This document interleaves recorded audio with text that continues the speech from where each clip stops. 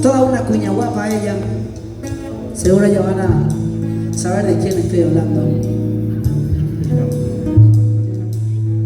Empezó a cantar y ha transformado la forma también en la que muchos de los jóvenes hoy día escuchan la guarania, escuchan la música paraguaya y junto con su grupo han revolucionado de alguna u otra manera también la forma de hacer música paraguaya.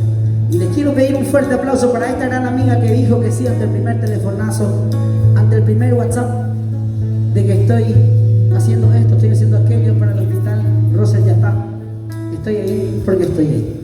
Y con el grupo, en este caso con Juanchi Álvarez, el del violín, les pido el aplauso bien fuerte para Melissa Hicks de Kobe.